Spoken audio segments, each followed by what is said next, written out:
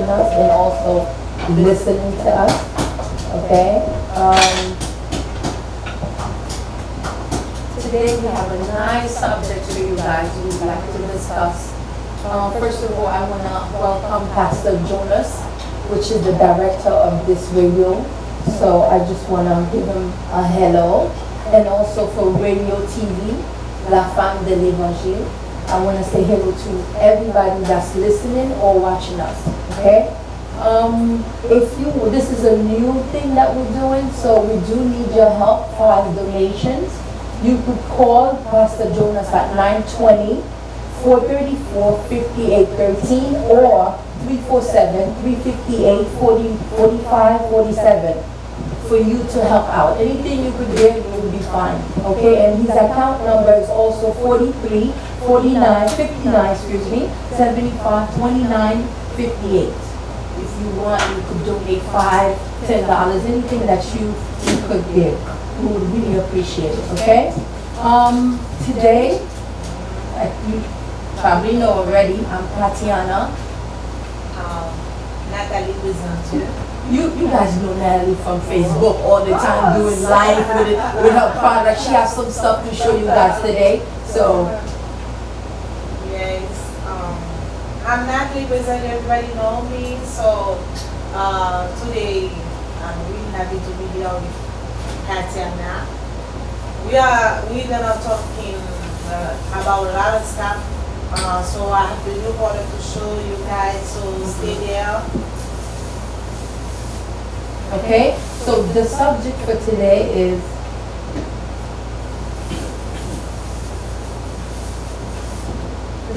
we have for today is how we supposed to act when we have kids and we're dating a guy, guys. You know, I was once there myself. Natalie was never there. Okay, how we're supposed to act, because most of the time we have kids and we're dating guys and the way we acting is not good, and the kids are observing what we're doing. Everything that we do, they observe more of what we're doing than what we say to them. So we have to make sure that we are doing the right thing for them. First, most of all, we have to have respect for our kids. Like Natalie have kids and I have kids, so, but me, I had another kid. I have my first child, is not my husband. So when I was dating, I have to have respect. When I'm dating someone, I have to show respect to my daughter and myself. So what about you, Natalie? I know you never experienced that, but you would have an opinion on that. I have a lot of experience because I have 2 kids too. Yeah, so, but you never have to date someone.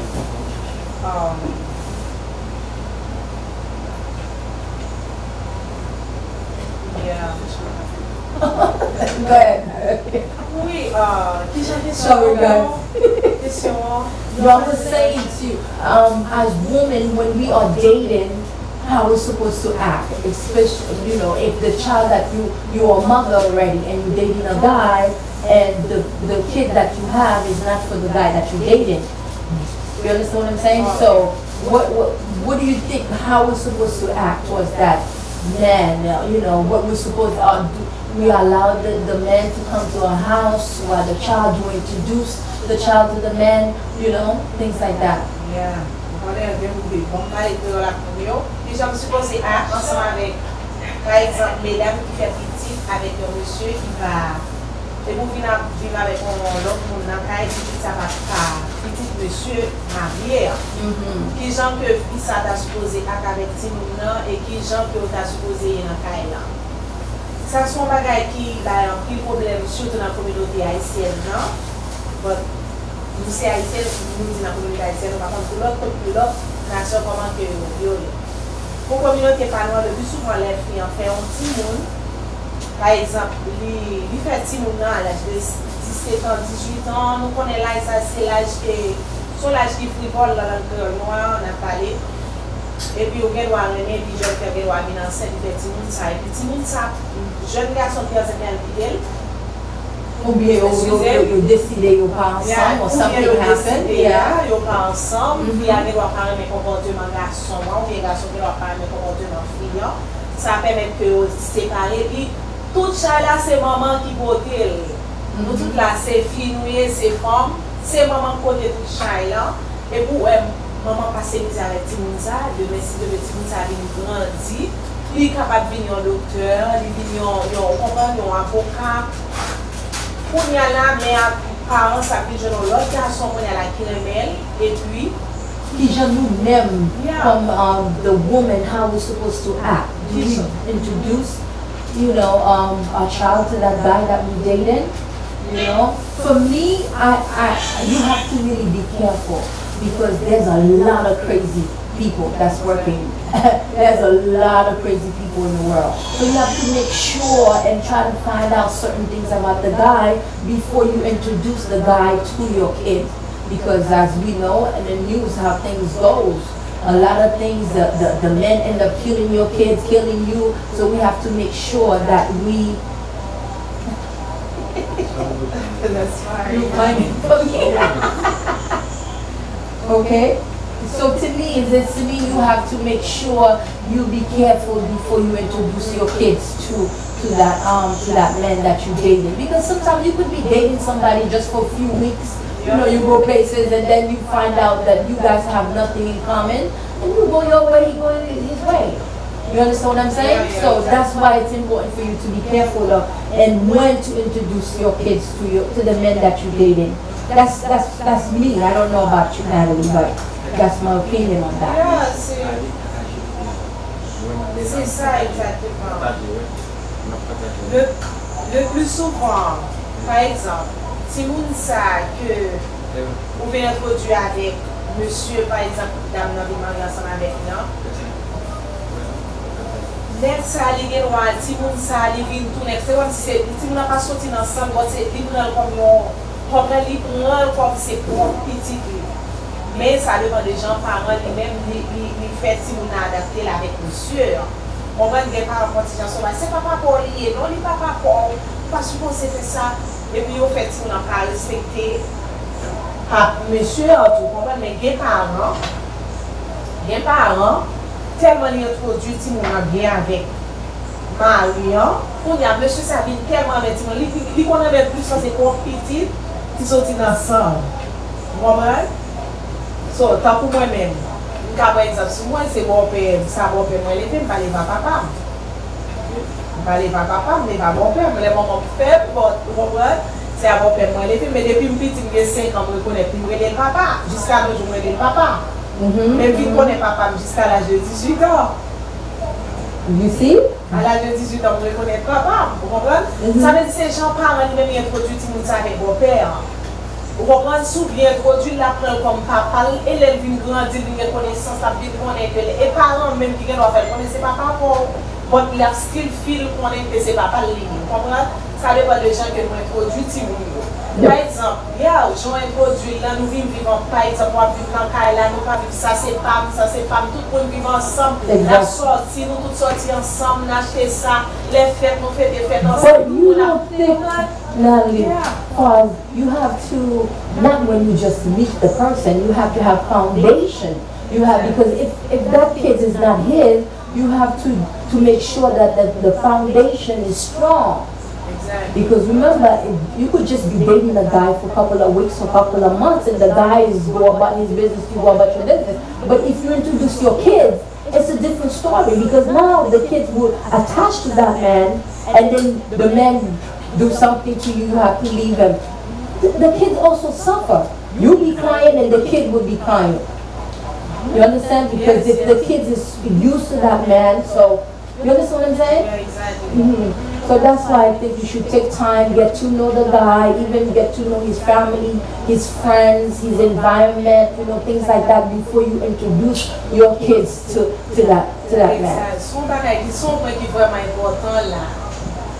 Par exemple, ok, si nous prenons exemple d'une fille qui contrat avec un garçon, peut-être ça vient 2 ou 3 mois de cela.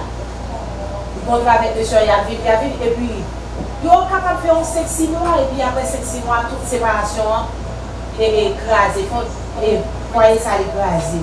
Ou il y a un petit l'amour qui est écrasé, pour l'utiliser.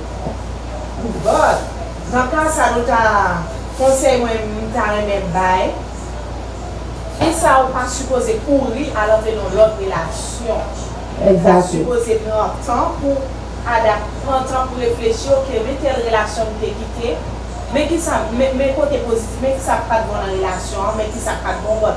Bon, pour un petit temps, à least contre 3 mois ou 4 mois, pour réfléchir bien pour moi, est-ce que pour entrer dans l'autre relation encore? Non seulement ça, mon petit monde ensemble avec, est-ce que pour aller dans l'autre nègre, on y a regardé tout petit monde avec l'autre garçon, c'est comment l'autre monde ça va gérer petit monde.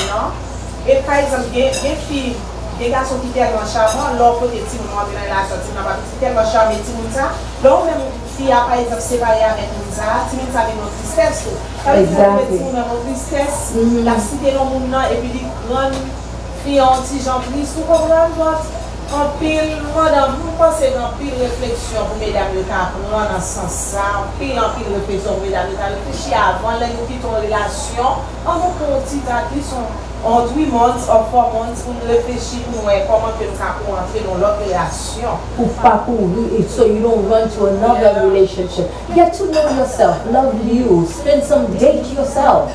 You know, once you start dating yourself and you look back to see what happened to that relationship, why did this relationship work? You know, you make sure you get to know you as a person and you happy before you could move on, especially when you have another kid. When you have kids, it's a different story. Life is not the same because whatever you do, it would affect that kid. So you have to make sure whatever it is something that's good for you and the child. Exactly. Quand pile mesdames qui en bas live là, qui a regardé l'émission de ton classe. C'est vraiment important, vraiment, parce que si mon nom lorsque le petit, c'est ça que vous offrez dans ces là-bas. Vous dites, ok, mais papa, c'est lui là pour comme papa. Imaginons que une jeune fille ou juste quitter monsieur, et puis après, un mois pour même pas sur 2 semaines, 2 semaines, et pourtant, des gens, je n'ai l'autre boyfriend, il est entré dans l'autre relation encore. Quand il y a le bac, si vous ne savez pas, il y a le bac pour l'adapter, si vous savez l'autre jeune garçon, ça. So, imaginez, qui genre que si vous n'avez pas infecté, il va l'autre gens senti que psychologiquement parlant, si vous n'avez senti l'autre genre. Il n'est pas tellement happy, il n'est pas tellement content parce que ouais que maman était à monde avant un mois et puis si on n'a pas tellement senti content, il va feel vraiment happy. Ça demande un peu de réflexion que dans pour un petit temps mesdames, les nous qui sont en relation, on n'est pas parfois nous qui va caquer, excusez. For some of you guys just join us, we're talking, our subject is about how we're supposed to act when we have kids and we dating someone that's not the kid's father. What we're supposed to do, and do we supposed to introduce the guy to the kid? That's what we're talking about, so we're discussing that. Okay? For those of you that just join in. Yes, je pense que nous avons un petit genre pour un petit temps, un petit genre été, on comprend. I know a lot of young women like myself that have kids. They're dating another guy, not the kid's father, but they would bring the guy inside the house while the kids is there. I never done that because I felt like you're disrespecting yourself and you also disrespecting your kids. You remember, you have to show the guy that you're dating. If the guy doesn't have a kid, the guy's gonna watch what you're doing. If you could bring the guy that you're dating inside the home and the child is there, and you know most of the time you end up doing what you're not supposed to be doing, and the kid is looking at that. That's not good. And the guy would also put a mental note saying, I would think twice to have kids with you or to marry you. You understand what I'm saying? So that's why it's important for us to make sure that we don't do that.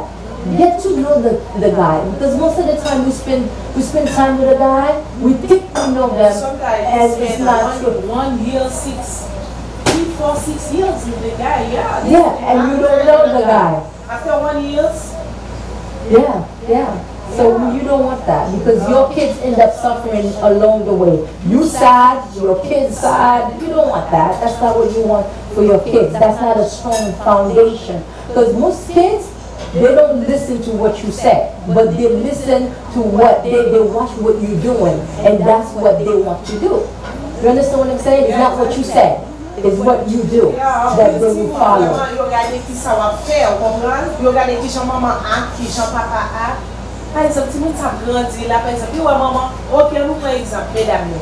Chaque 3 mois, nous quittons une relation, nous entrons dans notre relation. Si vous n'avez pas la regardé, la bonne servée. Même si, even if the child is small, because a lot of kids thinking that, oh, when the child is small, they don't know what's going on. No, the child would observe, even 1 year old, they would start understanding what's going on. You don't want that. Yeah. You know? Yeah. So, vous pensez que mesdames, nous apprenons notre pendant à regarder là, pendant à regarder l'émission, apprenons notre de tout ça a passé. Et ça, ça passe vraiment dans la communauté pas nous en pire. Mesdames, yo pas fiers de ti moun. Ok, c'est ma vie, m'a fait ça. Especially when they're mad with the father. And then they end up doing things, oh, I have to enjoy my life. Especially young ladies that do kids early on, like 18, 19. So they feel like, oh my God, this child is this. I want to party, I want to do things, and I can't find no babysitter. Your father left me, blah, blah, blah, blah, blah. And then they end up making the kids pay for it by going out every night, you know, not taking care of the kid. You have to remember, the kid didn't ask to be born. So once you take the responsibility to have a kid, you have to act as a parent, regardless if the father is there or not. So you have to make sure that you're doing everything that's possible for you to make sure you raise your kids right. Because we have so many kids that's suffering in our community. It's not, it's just like, it's so sad. So sad. So we have to make sure that we focus on that, ladies. I know that when we're young, we have kids, we want to party, we want to do things, but you have to think. Once you have a kid, you are a parent. So you have to make sure whatever you do will affect your kid. And you don't want your kid to grow up and be, you know, having some problem, mental. A lot of time too, kids, the reason why they act up in school is because something is going on home. They're missing something, so they end up acting out in school. They don't want to listen to the teacher, and you as the, of course they are sad. The other kids are talking about the father. They don't have a father, so you have to make sure that you the foundation, or if you bring in another man that's not the father, making sure that he is very qualified to be around your kid. That's what I had to do. I don't play. I love my baby the day that I decided to be a parent, regardless father was here or not. I have to make sure I give her the best, better than what I had when I was growing up. So that's what I do. Oui, exactement. Par exemple, les petits moun qui à l'école, par exemple, ils connaissent la salle dans même l'année. Comprendre parce que la caille là, il a joué une salle de joie, pas de satisfaction. Tout pas une salle de joie. Nous devons expliquer que tout ça safe dans la relation que nous allons faire, dans la relation que nous avons avec notre là, relation avec notre partenaire. Make sure que tout le monde ça safe dans la relation. Ou fait tout le monde que nous pas changer de relation chaque 3 mois, chaque 2 mois. Parce que les salles affectés, si nous qui dans la relation, si nous ça passe par les problèmes mentaux, nous comprenons qu'ils sont malades. Most of the time, that's right. À cause de relations là, dans le il va sentir le bien, comprendre. Tout ça, quand il dit qu'on a vraiment dans le genre de relation ça yo papa, maman, dans le là, on va et puis sortant de là, problème de pieds, on va pas de vie dans le là, si on n'a pas senti bien, il pas qu'à aller à l'école, il pas qu'à faire rien, si on s'habille, c'est comme si la vie va en chagrin, on a dit ça. Exactement.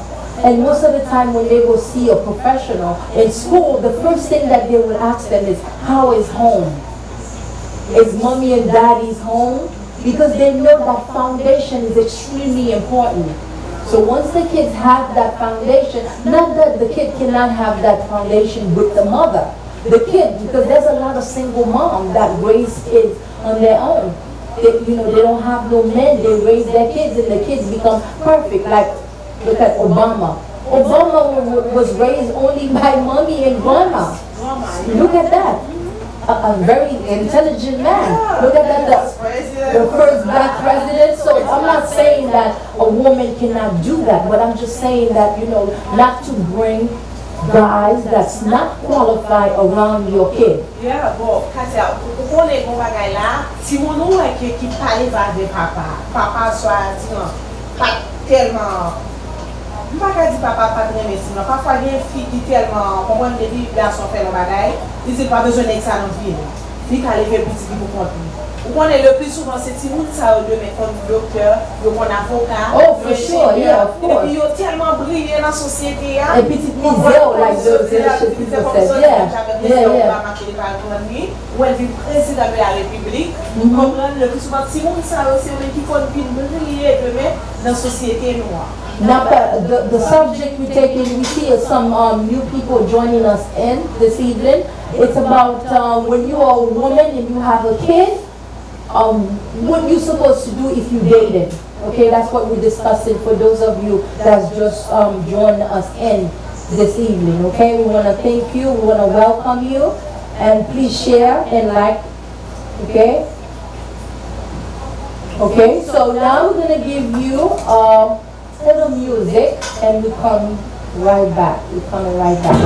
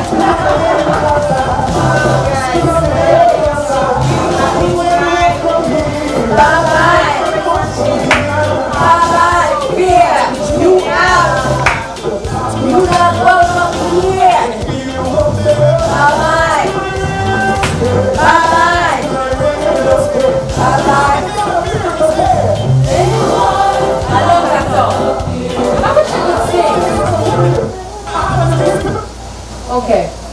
Natalie's gonna sing for us guys. Oh no. Come on, Natalie, give us something. You guys know that she can sing, no? She's a singer. She has an album now. Yes, you do. No, I'm trying. No, I can't. Next year. Next week. Okay. For those of you that just joined us, we're talking about ladies like myself and Natalie. When you have a kid, you single. When do you know, or how do you know the guy is qualified to bring him over to introduce him to your child?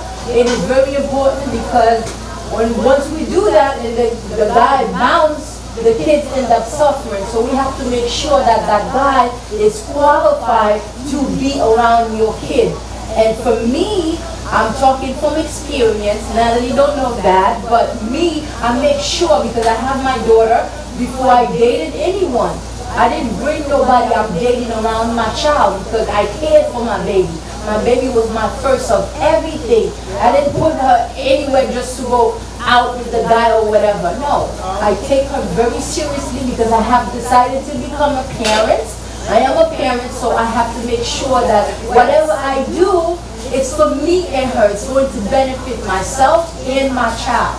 So once you do that and a guy see that you're serious about that, he gives you a lot of respect. The guy will respect you that way. Yeah. You know what I mean? Yeah. Par exemple, les filles, yo avec monsieur, yo pas d'habitude de respect, comment ça? Comment on dit ça? Pendant que avec monsieur, là, yo met dans l'autre tête dans la là, pendant l'autre monsieur sorti dans l'autre garçon vini, et puis pendant ce temps, si mon là l'a observé, ça passe en fil dans la communauté par moi, il doit c'est pas moi, il doit c'est pas quatre potes, ça passe. Et puis si mon là l'a observé, et puis dans le terme psychologique, là, dit, ça m'a fait là, ça me passe à passer, et puis la une son bonne bagaille négative, vous pensez? Si vous ça dans 2, 3 ans, bien dans 5 ans, dans 10 ans, la grandi, la vie suit trace, ça parent fait. Elle a prêté dans le brin là, elle a dit, ah ok, quand il y a donné, si vous avez les ça grand, surtout si sont petits parents, ou même qui parents, ou pas parler avec, ils vont dire, même qui ont fait ça, ou fait ça, et messieurs, même qui ensemble avec lui, en partenaire là, ils doivent avoir un respect pour nous-mêmes qui filles, pour ça, parce que, ils connaissent que, ou pas arrêter ensemble avec lui seulement, ou bien finir par arrêter ensemble avec lui seulement. Vous comprenez, il vient pas petit, ça ou bien, respect que la supposé. Exactly. Ça passe en pile dans la communauté, moi, tout le monde capable de faire, ça arrêter en pile. Alors, mesdames, nous même qui sommes là, et c'est nous, ça va pas répéter la caille, parce que surtout les petites, la grandi qui pas petite, monsieur, nous ensemble avec lui. Mon petit gens qui ont respect, on comprend jusqu'où monsieur est capable de dire dans toute valeur. Ou depuis parents campés, ou même qui font campé, monsieur ensemble avec lui, il ne va pas tout travailler tout le monde travail. Après, ou même qui maman qui ont encadré tout le monde. Exactement. Les parents juste quitter tout le monde, non, ils ont plus sur les garçons, ils ont bâti le pied dans sortie, même dans le banquier pour sortir, ou même chou, il fait tout le bagage clair, ou même chou, ou comprendre, il travaille, il fait ou work, il fait tout à fait. Mais les filles qui a des salles, juste les filles qui sorti, à l'époque là, sorti à la cinéma, sorti. Them themselves, they need to be free. So when the kid goes, that means that they're free, they can do anything, everything else. So that's why too. So we gotta make sure. So when we are single lady, and we have a kid, we have to make sure that we don't bring just any guy. We have to make sure that guy is qualified to be around our kid.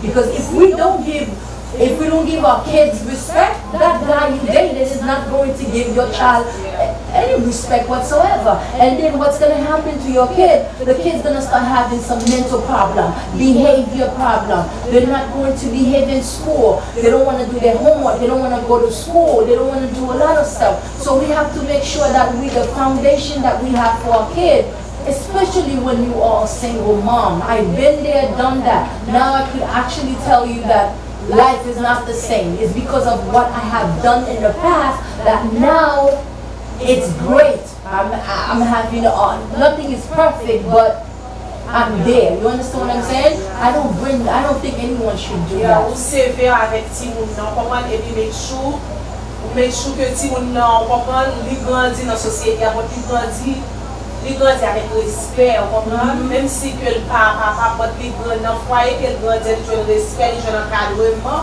Vraiment, c'est really important.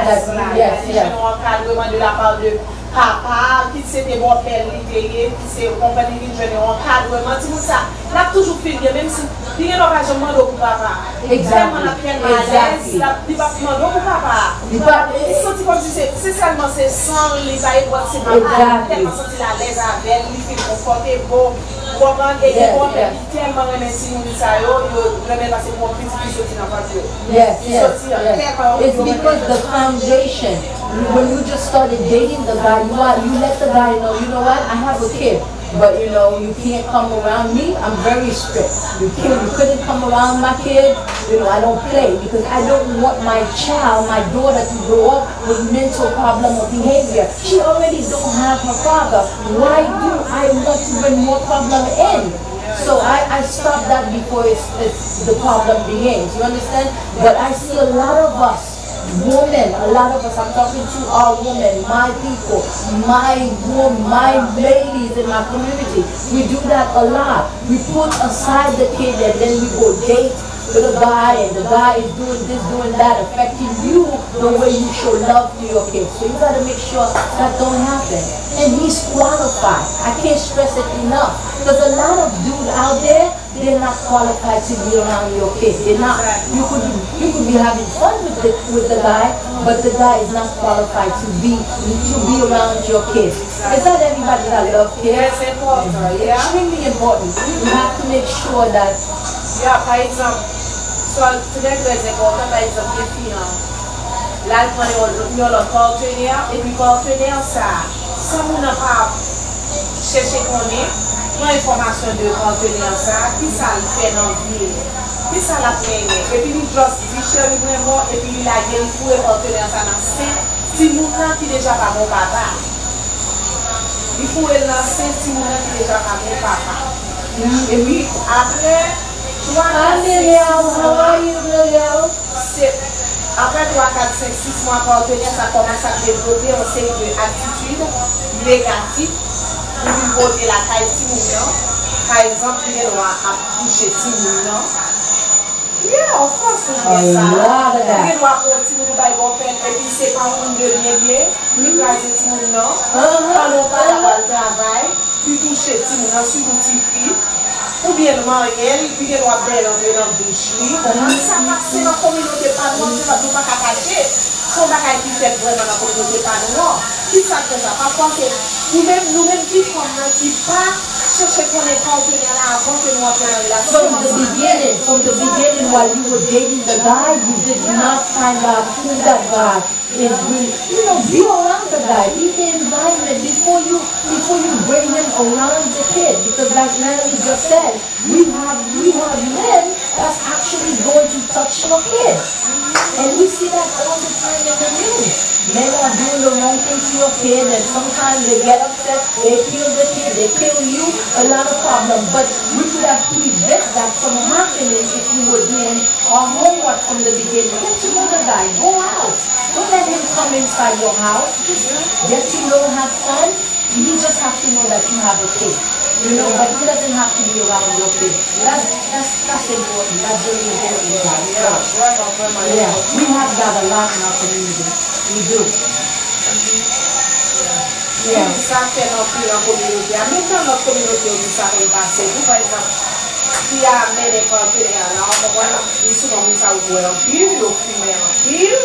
Et puis, il n'y a pas rendre compte ça, il n'y a pas d'information, il n'y a pas checker comment faire le background en anglais pour nous voir. Si vous avez ça sorti, est-ce que l'enfant est dans la prison déjà? Est-ce que l'enfant a déjà? Yeah. Et puis que, il prend mon ça, il faut relancer. Il n'y a pas de problème, non, sur la métier. You could deal with your craziness on your own, but you not involve the kids home. Yes, yes. They have no choice, they're kids. Yeah, remember. Somebody about you say, well, you do okay, mama, you have me inside, you make them, if you let mama pala, ou papa, ou bala, quand pala, ou when you come, come say, grandma, papa, it's trust. It's just the child end up trusting the guy that you bring around. And then you let him do your homework, the guy is not so good up here. You have a lot of young men out there. I work in a hospital and I can tell you, I see that all the time. Mental. And the person look as normal as me and you, but they're bipolar. They could switch any minute. If you had spent more time with that guy, you would have known that guy had a mental issue, so you wouldn't have to bring that guy over next to your kid. You don't want that. You don't want that type of problem. You know what I mean? So like Natalie just said too, sometimes the guys could be very crazy. If you have a girl, they end up touching your baby, and I know me, I would have to, I would have to go to jail, not him, I would have to go. So I know I'm crazy like that, so I do what I have to do to stay away from that when I was a single mom. So I did that for my baby, because I love my baby. Yeah, ça très important. Ouais, fille, le plus souvent, fille en premier petit que il fait aller sortir dans le ventre. Tout ça, c'est comme si c'est entrailles, vous comprenez? Ça veut dire pas carrément rien toucher tout le monde, ça, tout le monde ça lever pour la briller dans la société à Haïti, non. Mon fille aller là pour un conteneur qui comment dire dans l'anglais crazy, like crazy people, like crazy men.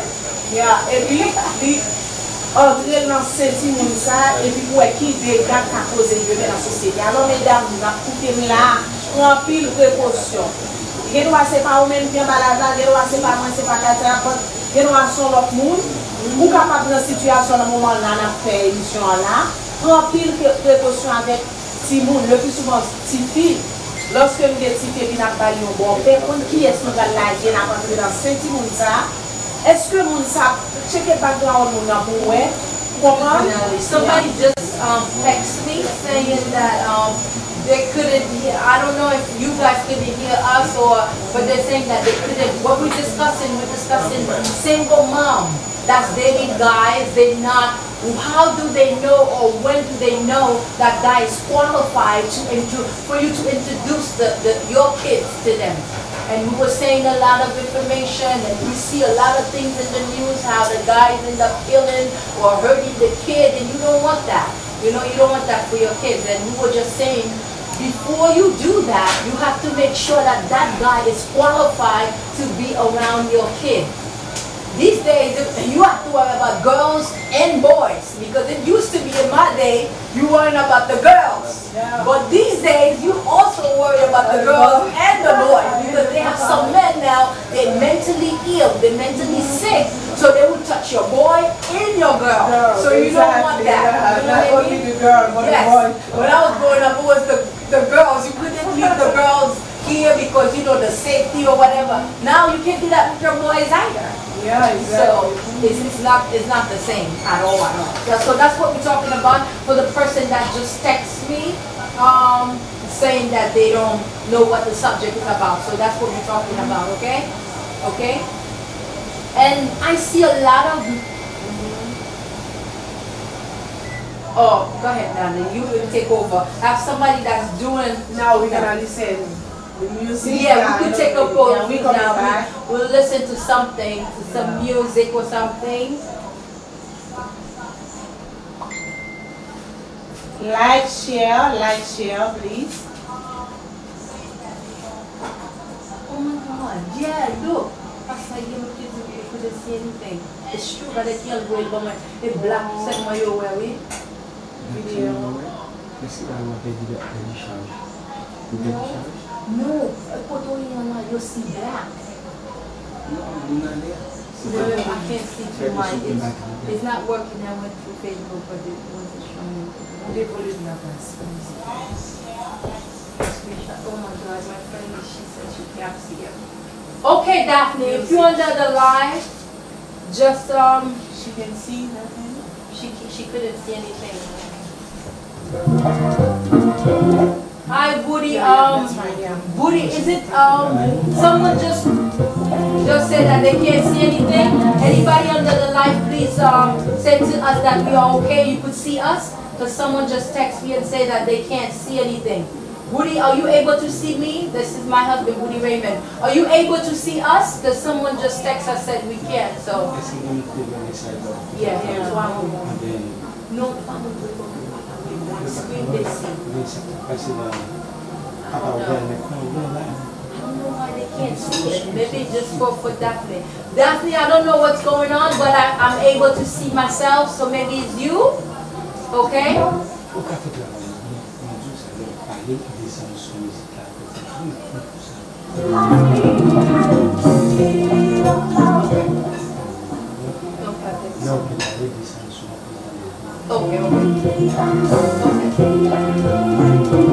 Okay, someone was saying that they couldn't see.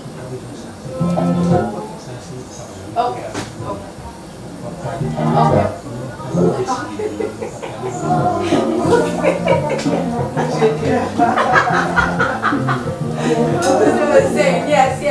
Yes, someone said they couldn't see it. Woody, could you see me? Okay. They said yes, they could, so I guess something was wrong. Okay. Okay. Okay, thank you. We taking a break. Music.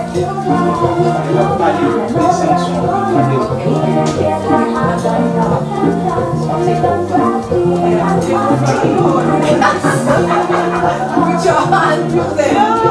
Selena, I love Selena. You are late, Woody Raymond. What were you doing? You late. It's late. Hey, hey. Selena. Chante pour nous, Nathalie. Selena. Nathalie, chante pour nous. No, that guy now, but later.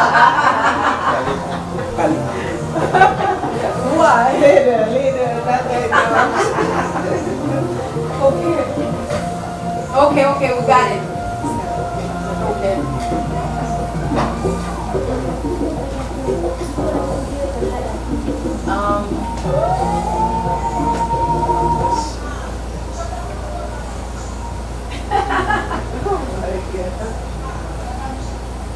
Very funny, Woody, what you were fixing my shoe closet. I know that's what you were doing. Thank you. Okay. We are back. For those of you that just joined us, we're talking about single moms, single ladies that have kids but they dating. When do you know to bring the kid, to introduce the kid to the guy, you know, because a lot of things is happening. And we just was discussing to be smart, ladies. Be smart. You know, don't just look for the man just of how they look. You gotta go deeper than that. Go around where he's at, his environment, to see how he's act when he's upset. Or, you know, meet his family before you do that. Okay? Very important. Anything you want to say now? Yeah, très important parce que le problème ça, il est surtout pour nous faire des émissions, résultats après-midi là, il a mettre tout ça nous en pratique, puis au capable. Thank you, Woody Raymond. Continuer la vie, parce que ça répète en pile dans la communauté par nous. Ouais, si que nous tendons et puis nous mettons en pratique, en pile bagarre fait, en pile changement qu'a fait, si nous n'avons pas soutenir encore dans la communauté, il y a senti au fil confortable dans une relationship, même si nous n'avons pas papa. Exactement. Comprendre la sentir que la vie moment, la vie famille, la vie de l'encaille là, nous pas quand même que problème ça répéter encore surtout dans la communauté haïtienne. Tout à l'heure que nous prenons ça en charge, surtout si vous même pas quand vous nous avez nous surtout qu'elle fait mal.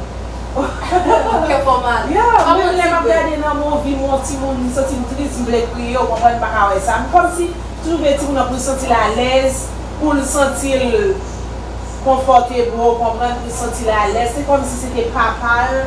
Pour la l'aise dans la botte ses parents, nous-mêmes qui fiers, qui connaissent, qui gens que pour nous gérer ça. Nous ne pouvons pas prendre n'importe partenaire, nous entrer dans une relation sans que nous ne connaissions rien de lui.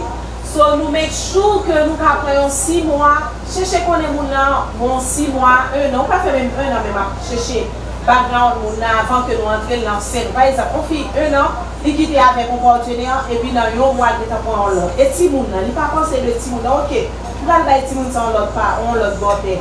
Qui joue l'autre bopé avec Timoun? On a Timoun comme s'il est malade. Psychologiquement, il n'y a pas de salle, il n'y a pas de salle on comprend? Exactement. Il y a des problèmes, il n'y a pas qu'à parler pour dire ça, parce qu'il va jamais feel confortable dans la relation. Exactly. And the kids, like I said, they most of the time it's not what you said. It's what you're doing, and that's what the kid is observing. Like I have my little son, Derek. I normally we exercise, my husband and I, we exercise home. So even when I took him to swimming yesterday, I noticed he's pulling the bar, doing pull-up. And I'm like, you see, everywhere he go, he wants to exercise. Why? Because that's what he see his parents is doing. So what you do is what the kids will do, not what you say. Because most of the time, we all as parents right now, we know for a fact, when we say something to the kid, how many times, Natalie, you have to tell to your son, stop it, stop it. A lot of times, 3, 4, 5 times. And sometimes they just don't listen at all. They continue doing it. You understand what I'm saying? So it's what we do. They listen most of the time. It's not what we say. So that's why we have to be careful of who we want around our kids, especially a guy that you dated. You want your child to be comfortable with that guy, because in the future that guy could be your husband, and you could have other kids. So if that kid is not getting along with that guy, what type of relationship? What's going to happen in the home? Somebody's going to have to leave. And most of the time, the women, they're in love. They're so in love with the man, they worry about the man's feelings. Yeah, and they forget about the kid. You have to make sure your kids is first in everything. Once you do that, anybody you dated, they will see that, they will give you a lot of respect. They will want you to carry child for them. You understand? Because they see you a great mom, you're doing what you're supposed to do as a mother. But if you're doing whatever he said, he come over whenever, he disrespect your kid, doing all this type of stuff, you know what I mean? Yeah. So he's not going to grow up and respect your kid anyway too. Because that's what you're showing them to do. Oui, les parents, c'est ça, ils pas respecté Timounan comme si devant mon père Timounan. Ils jouent Timounan par une vieille expression, comprendre? Que nous pas besoin de répéter. Puis Timoun ça lui-même, garçon, ça partenaire, ça va avec lui. Il vient pas bien sur Timounan, tout là dit, ah, est-ce que j'en traité Timounan? See, if you as the mother doing that, you would do even worse. Yeah. Il doit dire moi-même qui ça m'a fait. Moi, j'ai une question. Je vais dire passer une question, monsieur Parra. Moi, j'ai une question. Oh, Pastor Jonas have a question, guys, so we're going to listen to the question. Nous parlons que pour mesdames, nous pas parler pour monsieur aussi. Ça sont dames qui me posent des questions, non? Okay. You know what Pastor Jonas just told us? He says that we're only talking about the side of the woman. What about the man? We do have single men that have kids. That's true. Because I used to know one. Back in the days, like 11 years ago, I used to know a great father. The mother ended up doing drugs, so she went to rehab. And the father had to raise the son. And he did a wonderful job raising the son. My daughter and his son used to be friends. So I remember that. That's true. Good question. Et quand nous pas parler de monsieur, vraiment nous parler de ces mesdames, nous prendre des partenaires, vraiment vrai. Dans la relation qu'on a partenaire, qu'on bon que mesdames, qu'on nous dit ça, pour que mesdames qui font like crazy women, comprendre. But les garçons, les partenaires qui font vraiment qu'on encadre si ou non, vraiment respecter. I know a lot of single dads. I know a lot of single dads that's right now that's doing a wonderful job. You know, taking the kid out, doing everything possible, going in the meeting and in school, doing homework, taking the child to go shop and places and wonderful, even vacation. So we do have father that is single father that's raising kids on their own also. We have that. I know a few of them. Do you know any men that's I do. I have one under the life right now. I'm not going to say, but I know one. That's good. That's doing their job. But me, the reason why I chose to speak on the woman's side because that's what I experienced. You know what I mean? My husband could tell you how I gave my daughter a lot of respect. When he met me, that was one of the things that he said he loved about me. There's the way that I do my best to raise my baby. I don't bring just anybody around. My baby is first in everything. And now, you should see, my husband and my daughter, I have to tell you that my daughter don't belong to them. They're more friends. Tati would tell Woody more than me. You know, they look alike, they talk, you know. Because of you, you do a great job. Because I make sure the foundation of their relationship was very strong. So that's why. Wonderful. That's good.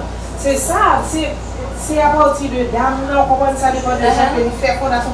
Depuis petit mon c'est depuis petit mon baby, vous comprenez? Yeah. Pour montrer même si c'est pas papa, nous make sure que pas toute affection montrer les la grandi, c'est papa. Vous comprenez les gens toute affection et puis vous comprenez? Ça c'est fille qui peut faire ça. Si fille pas encadrer petit mon, qui gens que bon père lui-même va le faire pour encadrer petit. Exactly. Fondation, c'est fondation commencer par dame avant pour faire pour offrir avec mon père. On va accueillir et puis il grandit ensemble avec les gens et puis comme C'est pas petit li. And then the men would respect you too. When the men that you dating see that you doing all you can for your kid, you respect them, you don't bring just anybody around them, that man would have a lot of respect for you. You know, a lot. So it's very important that we make sure as ladies that we are doing that, okay? Is there anything you want to add, Natalie? Because we are about to end. Is there anything you want to add? So, si vous qui avez poser une question, on va répondre quelques questions. No, not today. Maybe next week. Maybe next week. Okay, it's okay. So, not today. Je pense que le message est vraiment, sujet vraiment bon après-midi de Real Talk. Ça fait une soirée, Real Talk? Real Talk. Yeah, we talk about things that's happening. Sujet qui vraiment problème ça répété dans la communauté canoise, qui c'est la communauté haïtienne. Problème ça répété bien très souvent dans la communauté. Problème ça la plus fort on a dit en pile par an, c'est comme ça le petit yo bot yo jeune bon c'est comme ça tout sous pas fondation, pas faire fondation des petits en petit, les la grandi, on comprend c'est des gars autant des quand les petits moun, ça prend. Depuis que je leur ai dit pour m'ajouter là, quand les petits moun, les nous viennent plus devant, relation qu'on vient garder entre partenaires avec le petit moun, ça qui vient de papa, relation qu'on vient garder. Ça c'est parce que maman pas de faire fondation en bien. Pour qui ça? Qui doit dire non, inter papa bon, on va, on dit. Il y a des gens qui ont bagage, des gens qui ont comme ça. Et vous connaissez papa Paul, madame Jean-Paul? Yeah. You should never say that. Yeah. Mais depuis que vous dites, on dit, this is your father, you know? Tout bagage là, les demander le papa, même toujours là, petit moun nan, il toujours. Bon, il y a bon père connaît que il va les faire petit moun nan, il fait petit moun nan cadeau. Vous comprenez? Acheter bagage qui plus cher que maman te gabali. Yeah. Tout bagage ça yo, li gen doit ouais ti moun a besoin ça. Sans maman pour ouais pour l'acheter, il acheter pour ça fait ti moun nan li vient love. Li vient aimer bon père, li vient aimer porter bon père, li vient grandir avec comment li vient pile l'amour pour lui pas de gens que fondation en fait. Comme on dit fondation c'est fille pour faire l'avant, comprendre? Parce que on a vraiment c'est au même qui pour montrer qu'on a même petit doux et puis même pour affection. Exactly. For me, as we ended this show, for me it's basically you have to make sure he's qualified. You have to make sure you show respect. You put your kids first before him, because if you put him first, he's going to observe that also. Even if he stay around, he's not going to have the respect that he should have for your kid. So you have to make sure overall before you bring them in, it's something that you want, both of you. You could even tell your kid before you introduce them. You tell your kid, oh, this is so and so, blah blah blah, and then you let them know. You understand what I'm saying? Yes, so yes. I think this is it for us today, Lord. Are you gonna do music? Yeah. And then, okay, we'll take a little hold. We're gonna do it now. Okay, so.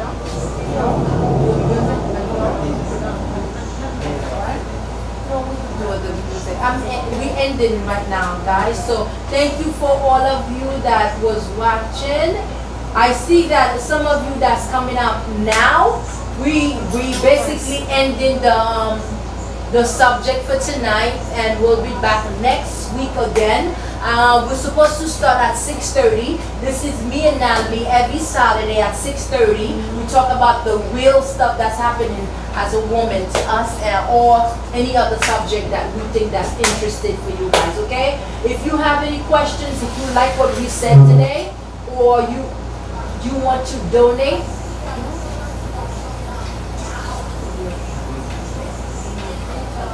hello?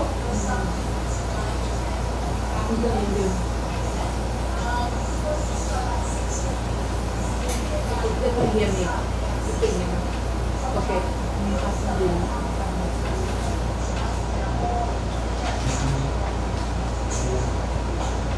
Okay. Okay. I think that's it. So we are ending the show. If you like what me and Natalie said today, we know that it's not. You could press like and also share the message. Okay. So we'll see you again next Saturday. Is anything? Oh, is there anything you want to add, Natalie? Before we end? Before, avant nous finir, nous avons quelques produits que vous allez présenter. Oh, I forgot about that. You the best too, Boo-Boo. My Boo-Boo say I'm the best. That's because great. you make me the best. Woody Raymond. Thank you for watching. Nous disons merci à tout le monde qui regarde nous après-midi.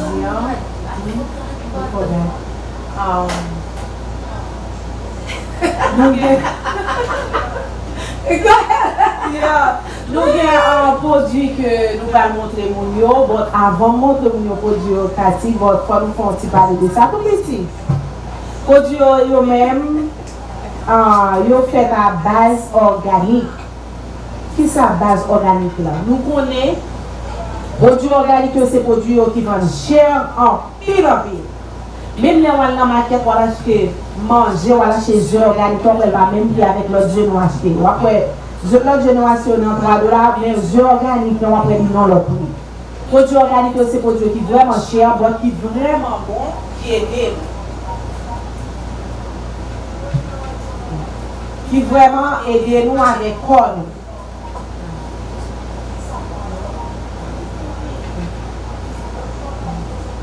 Ils ont vraiment aidé nous avec nous. Qui ça nous vient après-midi?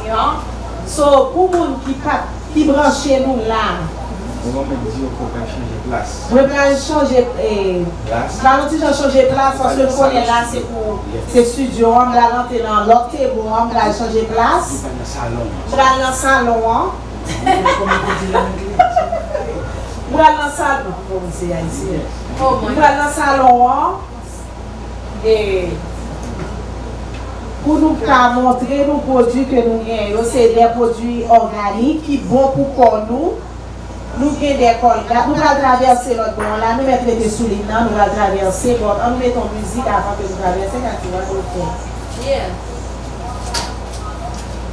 Me, I basically, Natalie's the one that's doing that in the products. So you guys enjoy. You want to be there too? Me? Okay, yeah. So switch over.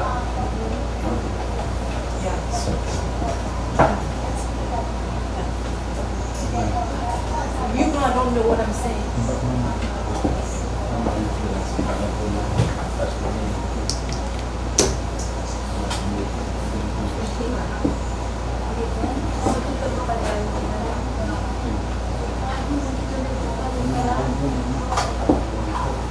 Oh my God. Oh my God.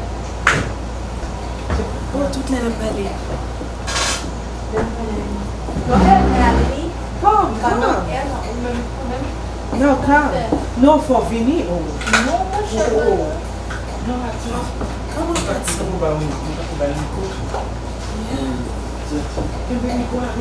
quittez la tête parce qu'on va parler. On va poser une question. On va poser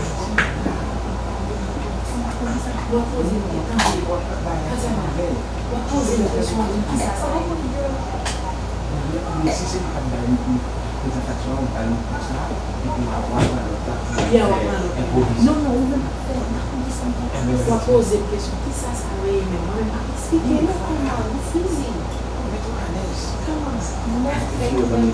Yo vou ficar dando ele parce que elle mettait trop. Parce que elle mettait quoi là pour nous dire sur la table.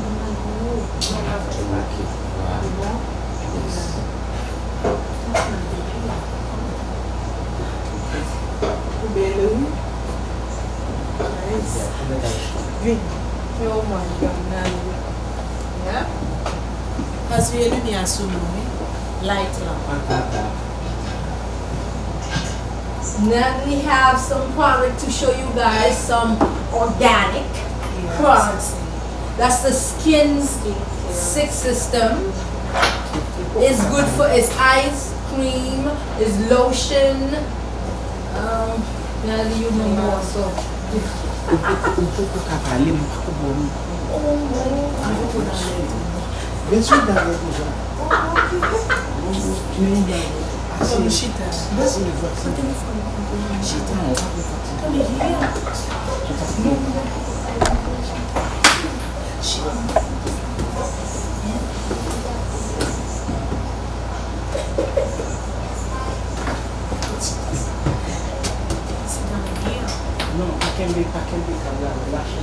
Ok, ok, me lâche.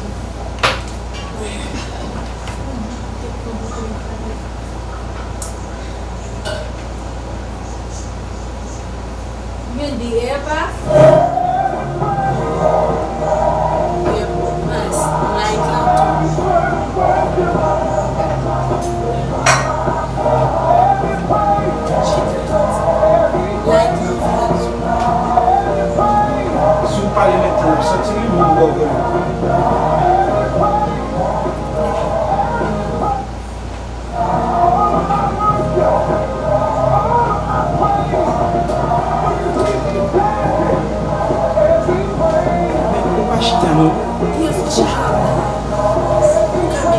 Ou bien doit chita côté là. Ou bien sur le fauteuil ça, tu fauteuil ça. Yes.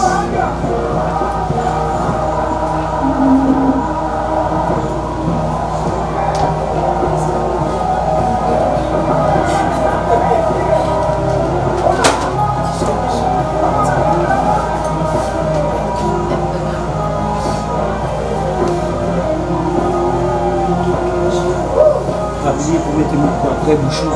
Katia n'a pas mis le micro après bouchon. Ok, maintenant. Bonsoir avec tout le monde qui a regardé là.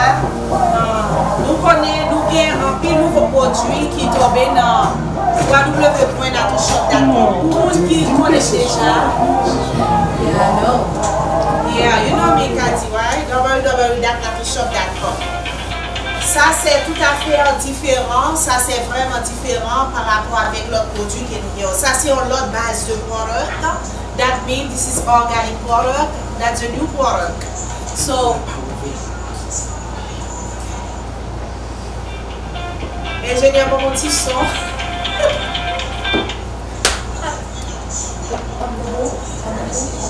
Yeah, but ça c'est des produits qui sont vraiment différents par rapport avec les produits que nous avons gagnés avant. Qui ça produit ça? Ce sont des produits organiques, ils ne pas produits, même ensemble avec leurs produits qui gagnent dans www.natushop.com. Notre produit ça il y a disponible là, actuellement là dans www.natushop.com. Qui ça Cathy? Avant, on avait des salades crème, nous avons des questionnaires, nous avons des pilote product, nous avons wig, nous avons tout bagage ça yo. But, pour y aller, produits ça yo, ce sont des produits organiques qui sont. Qui ça produit organique là? Nous portons des produits côté que nous connaissons pile mesdames Cathy, en pile monsieur yo gagné problème dans un civio. On a parlé dans bon langue créole là. Il y a des problèmes dans un civio a fait 100. Ingénieur Cabane de lumière. Zancivio a fait 100, l'on foubi. Les nous foubi non, nous voyons que 100 tomber. Nous jouons en pile 100, ou bien Zancivio l'antijon senti formal. Et bien dans www.natushop.com, nous avons un produit ça qui est bon. Produit ça fait à base médicale. Vous faites à base médicale, cela veut dire que vous avez aidé. Après un mois ou bien après 3 semaines, on va commencer à jouer une solution pour Zanciv. Qui ça veut? Nous gagnons, on sait l'image ensemble avec Brosse Don. Ça c'est Brosse, Cathy, marché à Brosse. C'est pas pour tout même ensemble avec Brosse, nous allons dans une store, nous allons nous acheter, nous entrer dans Sears, nous allons acheter Brosse Don, nous entrer dans... Non! Ça c'est des produits organiques, ils fait pour ça même, les médical.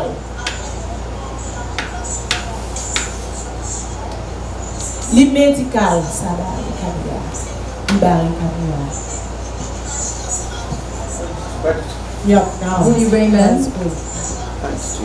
les marché ensemble avec Boss, si tu es capable de garder. So, is this different type of brush, or you know sometimes you have the hard one and the soft one. No, this So is is the it the soft same? one, yeah. Okay, they all the same basically. Yeah, exactly. Okay, can you guys see? I don't know which camera we should put this in. Okay, can you guys see? Yeah. Okay. Okay. They all the same. They soft. You know, sometimes you go to the store, you get the hard one or the soft one, but Natalie said they all soft. Soft, yeah. Cela veut dire que les gens ont brossé dents. Le plus souvent, les gens ont brossé avec brosse dents qui ont déjà tu, li pas bon. Pour qui ça? Dans la méthode organique, là, on suppose brosser avec une brosse qui soft. Par exemple, qui a des gencives qui saigné, dans la créole, nous avons bouche capable de avoir une odeur. Nous connaissons humain, oui. Eh bien, dans notre shop, nous avons une solution. Il est bien, il vient avec Colgate. Colgate là, c'est un Colgate organique qui est lié. Nous avons toute base là, dans le shop là. Il est vraiment organique. Colgate ça, nous avons seul brosse dans ça, il vend $14 seulement. Seul brosse là. Montrez brosse là, montrez brosse là. Seul brosse là, ici, hein, là. Attends. Seul brosse là, vend. Baissez le plus bas. Yes. Seul brosse là, vend $14 seulement. Nous avons dit, oh, on brosse là, voilà, chez $14, Cathy. Non. Il y a un fait pas libre à le faire. Il y a un travail pas la fait. Ça veut dire que. Of course, yes. Cela veut dire que $14 seulement pour ça avant les travail pas les marcher avec tout Colgate là. Ils fait à base organique. Cela veut dire que cap aider avec traitement on a besoin pour dents, traitement on a besoin pour gencives là cap bail sang, traitement que on a besoin pour dents au bouche qui ba anti odeur, et bien on a besoin de solution dans notre shop. Colgate là vraiment bon les marcher ensemble avec moi. Si vous dans W, nous capables de les tout dans 646 597 27 29 ou 646 597 2729 pour capable acheter Colgate là ensemble avec Boston. Ce sont des produits organiques qui après ça qui ça nous gagne. Natalie, as the toothpaste, do they have different flavor? Because you know sometimes you have some of them that will come with different flavor. No, there's just only one. Yeah, only one. Okay. Only one. And you said this and the brush is $14? Yeah, the So brush. these two would be. Tatiana, poussez Two ta will be, bien, pour cacher ta bien. Yes, assez bon. So these two would be. Yeah. Two. Yeah. So these two would be for $14, guys. Okay. No, And two will be for $20. Together. together it's $14. $20. 20. Oh, okay. Montrez, Okay. montrez pour Dieu, The montrez pour brush and the toothpaste would be $20. So these two is $20. Okay. So can they get separate? I said someone just want Of the brush. course, yeah. Of So course. the brush But they are together. If you order one, you should order the other one But together. some people might just want the brush or they might just want the toothpaste. So can they do it like that? No, they can't. They have to buy the both together. Oh, Yeah. you heard that, guys? Because, yeah, you know, si vous n'avez malade dans un civil supposé, on parle doucement pour qu'on montre. yeah, les supposé acheter tous deux ensemble. Pour qui ça, il va pas acheter brosse là pour le quitter Colgate là. Pour qui ça, parce que son traitement l'a fait pour boucher. Vous comprenez son traitement? Parce que la PC, ouais, si la traité gencive là qui a pas sang. La PC, ouais, si la traité gencive là qui a pas sang, bouche là qui a une odeur, c'est ça la PC est traité là. Vous comprenez? Cela veut dire que il va pas acheter brosse là pour lui quitter Colgate là. Donc avec question, ça sont vraiment belles questions qu'il dit. So together, those two, the toothpaste and the brush is $20. $20 together. Together is $20 and you cannot buy them separate. You have to No, put them you cannot together. buy them Okay, separate. Yeah, understood. Next, qui ça nous gagne? Nous gagne des produits, toujours des produits organiques qui bons. Nous gagne des produits ça. Attends. Nous avons produit ça, qui c'est un produit pour cheveux, mesdames, cheveux qui a cassé, mais ce n'est pas cheveux qui sont permanents déjà. c'est cheveux qui pas permanent qui vous voulez suivre un traitement ensemble avec lui ou t'as mes cheveux poussés. Par exemple, nous connaissons pile mesdames bonnes têtes qui ont pas de cheveux. Et bien dans www.natushop n'a besoin de product ça. So this is for hair. This For is like hair. a system, everything that you might need for hair, but it's all natural. So All natural, only for exactly. people that have natural hair. you do this? Exactly. Only for people. So if you have perm, you cannot use no, it. you cannot use it. So this is everything like what's in there. Yeah. We Everything have in there for natural hair, basically. If your hair, you need it to grow and your edges is falling out and stuff like that, so this would be good. And how much is this? How many is in there?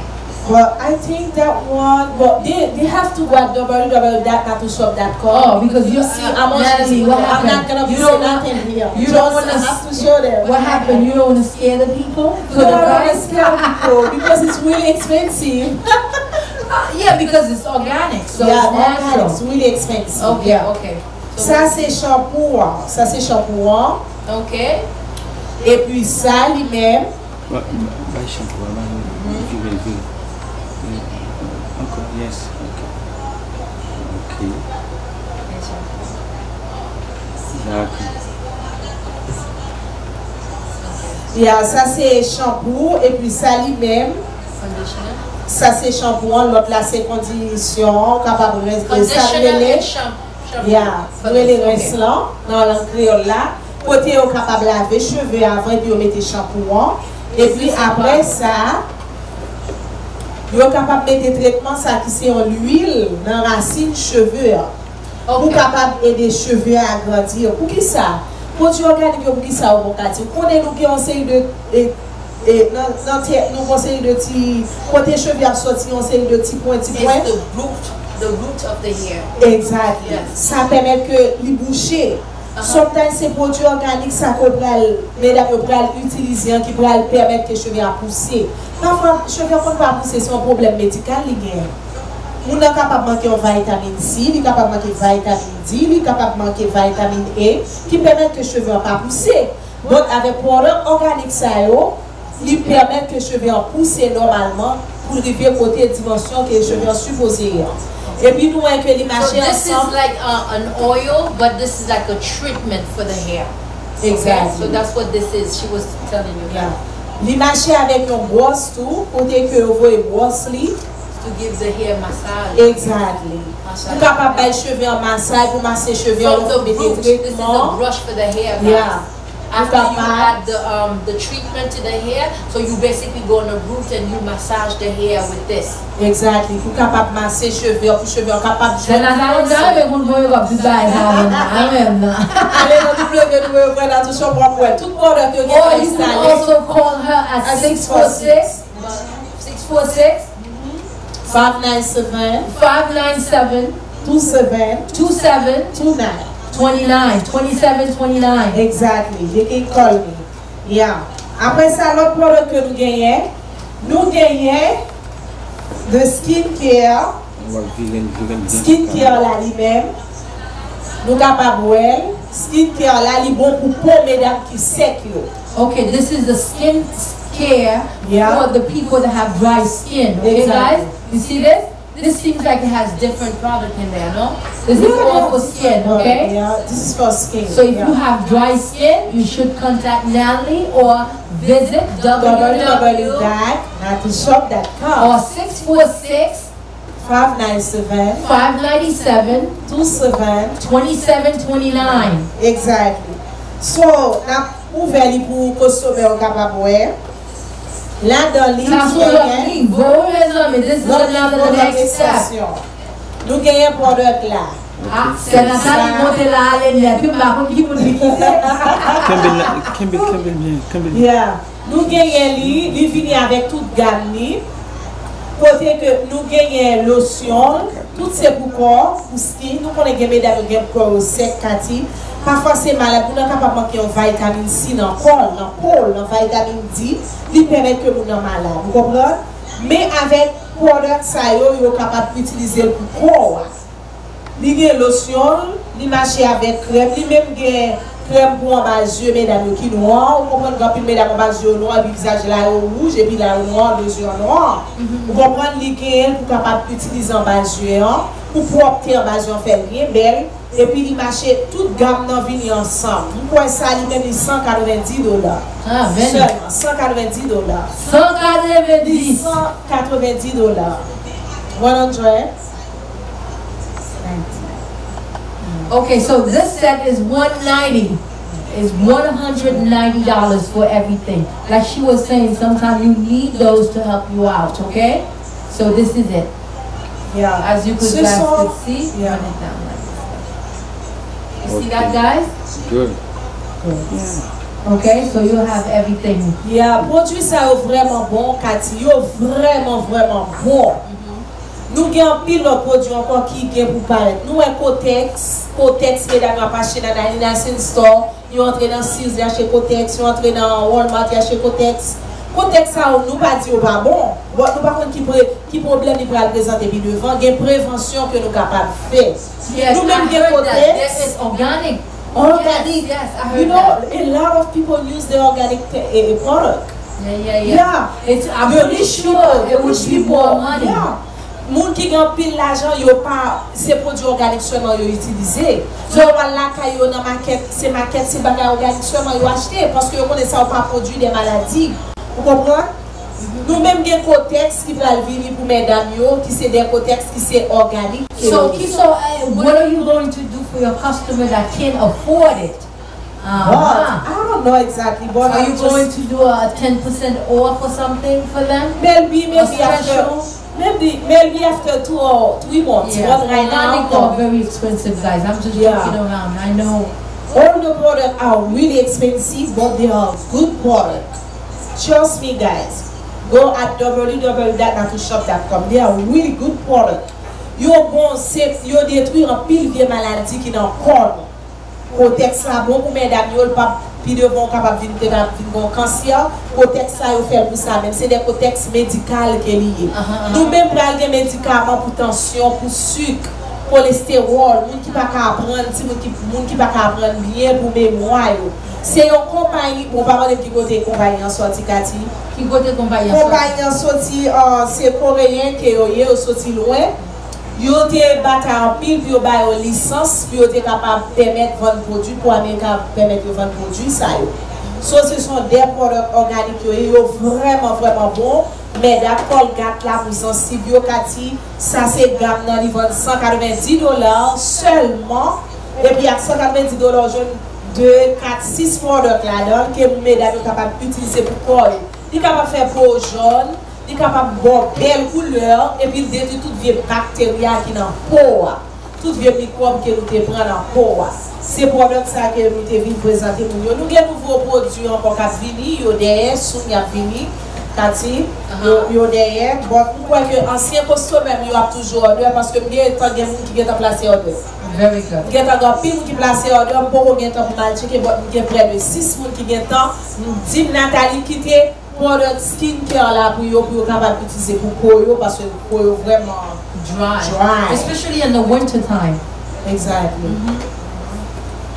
Exactly. So si je retire ça, Cathy m'a contrôle, ça c'est lotion. Quand nous faisons pratiquer ça avec nous, ça c'est lotion. Regardez, ouais.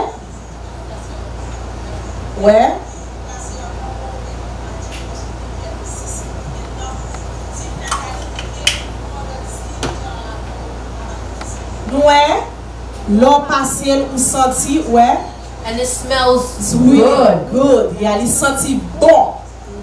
Il senti bon. Il fait pour la douce. It makes the skin very soft and smooth. Exactly. Il fait pour la douce, il senti bon. Lorsque vous utilisez produits organiques, et ce sont des produits qui chers. Ils sont vraiment chers. Imaginez, un seul brosse d'en vente $14. Combien comme nous achetons bois dans la store? $1. It's not only one, they give you a pack of it. On package, on package n'importe 4-6 $. Mais ça, c'est un bagage qui vend $14 pour ça, parce que c'est un traitement que lié. Nous connaissons des gens qui prennent des compagnies nationales, on bosse dans $14, mais c'est ça qui fait mourir avec maladie. Mon n'a pas fait sensible. Les là le docteur m'a dit pour racher tout dans yo, mettez à terre.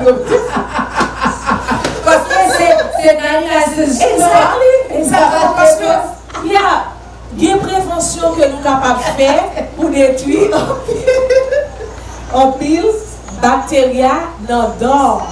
Ils vraiment bon. Là, nous commençons à utiliser les produits organiques. On a tourné dans notre shop encore. Nathalie, ma passion pour le on a pour qui gens que les bras utiles nous pas voir qui gens que produit au bras faire pile effet la caille. So on souhaite tout le monde capable aller dans www.shop pour placer order pour acheter produits pour capable aider. Nous là nous même pour nous bailler communauté à satisfaction. Nous pas là pour détruire communauté, nous là pour nous porter tout ça qui bon. Nous toujours faire recherche. Avant de présenter les produits, ça va mal dans le séminaire. Je dis que je séminaire, à l'aide de choix, ça fait que samedi, je vais séminaire là. Mal dans le séminaire, il y a beaucoup d'informations, il y a formé, il y a montré le produit, il y a montré tout le bagage. Pour comprendre qui gens que la population a détruit avec conseil de maladie, surtout le cancer, surtout un conseil de maladie qui va bon sensible, qui va sang. Vraiment, moi-même, je suis comme ça, si moi, je suis comme ça, je ne connais pas. Vous comprenez, vous commencez à utiliser, vous commencez à ralentir, vous comprenez, vous commencez à faire une solution. Ça fait me dire, ok, il est bon, bon, essayer, mettez dans le champ là pour vous comprenez? Parce que vraiment bon. La BD, nous entrons dans www.natureshop.com, surtout, et vous connaissez mesdames, vous faites petit monde dans la cœur là. Donc, c'est les zones en bouche, pas vrai? Donc, c'est les zones en bouche, et puis, one person to ask. Il y a les bons garçons tout. Bon, la question pour vous, est-ce que les bons petits nous avons utilisé dans petit monde? Of course, nous avons utilisé what is something that's natural, so almost everybody could use it. What is natural? Nous avons des produits pour monsieur. Tout comme par exemple, nous avons monsieur But the guys could use it. It's for female and male. Les messieurs fait babio rempli Woman and man. bouton qui était rasoir utilisé à fond bon bouton était dans visage. Nous avons des problèmes des crèmes pour ça. Yo pas utiliser crème dans Cathy. Et puis après les messieurs fin faire babio, on pas remplir bouton qui apparaît encore visage sauf la belle. Oui, okay, so it's for everybody, guys, the products. Thank you. Bon, c'est tout ça que nous te gagnons. Vous pouvez carrer dans 646 597 27 29. So the number to call Natalie for all these products is 646 597 597 2329. Yeah. Okay, and the what's the website again? Is www.natushop.com. Okay, so we know that we gave you guys a lot of information this evening, so it's a lot. So you see Natalie on Facebook promoting these products, so visit her, and everything here is natural, so it's good for everyone. Okay, we thank you so much for watching, all of you that is doing that. And I just wanted to give you more information on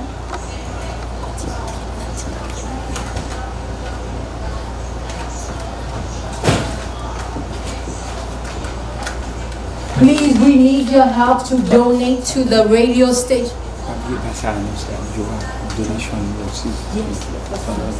We need your help, donation. The account number that you could do that is 435975 2958. Again, the account number, if you'd like to donate to the radio, to Pastor Jonas, is 435975 2958.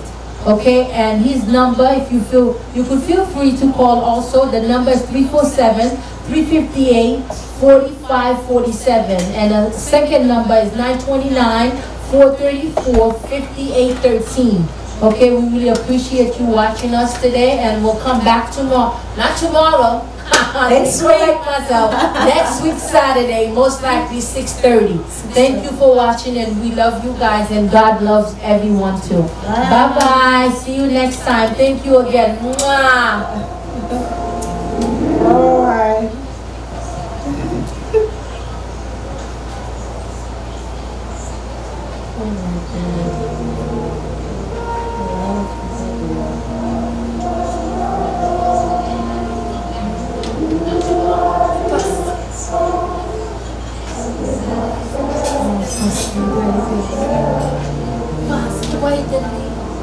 Come here. We talk. Sou qui ça faut maintenant pas jouer Michel Bounia. Vous êtes Michel déjà après. Non, Michel est international. Michel. Beaucoup de choses. Hein? Pour gagner dans le cher. Pour le même de dans le cher.